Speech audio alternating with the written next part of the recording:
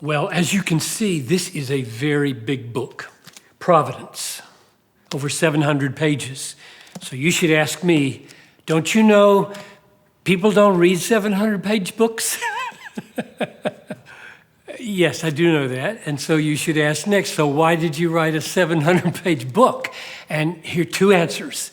One is that a few people read 700-page books, and they tend to be the people who influence other people.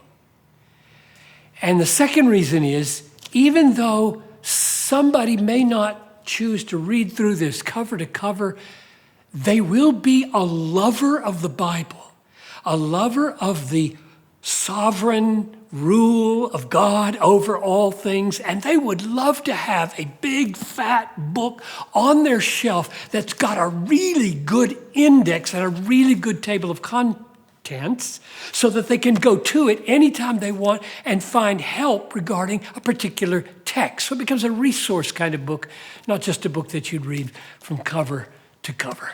So it's about providence. Now, maybe you'd ask me another question.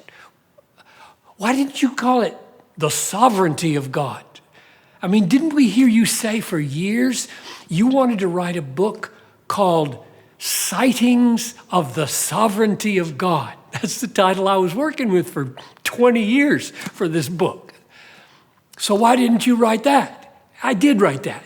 But the reason I call it Providence is because as I got into it, I realized I've got to write not just about the fact that God is sovereign, that is, he has the authority and the right and the power to do whatever he pleases, and he does. But you have to deal with, well, why does he do what he does? Where is it all going? And once you talk about purposeful sovereignty, that's what this is. This is about the sovereignty of God and where it's all going. And that's what I mean by providence, purposeful sovereignty. So here's why I wrote the book. Here's what difference I think it will make in your life if you were to get into this. I'll just mention several reasons out of 10 that I closed the book with.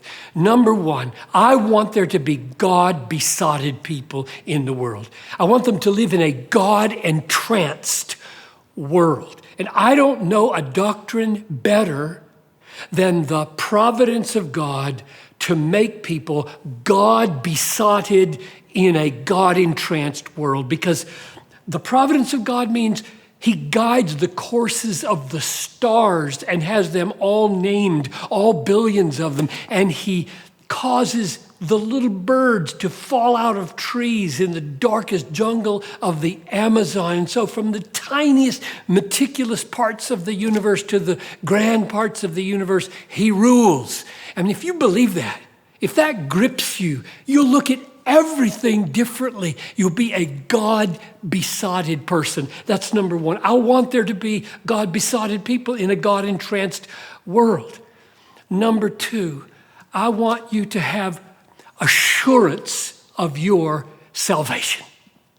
It says in Ephesians 1, in him we have obtained an inheritance according to his purpose, who works all things together according to the counsel of his will.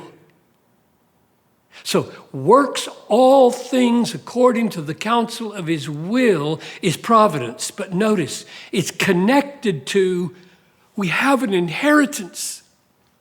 So, the point is, you can be sure you're going to make it to your inheritance because God is a God of absolute, all-pervasive providence. It's not just a random theoretical doctrine. It's very, very personal in the way Paul presents it. Third, suffering. In my life, in my teaching, in my experience, no doctrine comes close to providing the stability underneath your feet when the worst things happen to you. Nothing is better than to know you meant it for evil, Satan. God meant it for good. I mean, Genesis 50, verse 20 is like a banner flying over every bad thing that happens to Christians. You meant it for evil. And the you might be persecutors, that you might be your own sinfulness, that you might be the devil. It's true. They meant it for evil. God, in his providence, meant it for good. Therefore, there's a rock under your feet. You never have to say, where was God when this happened? And the last thing I would say is courage and authority to pursue the nations. You remember what Jesus said?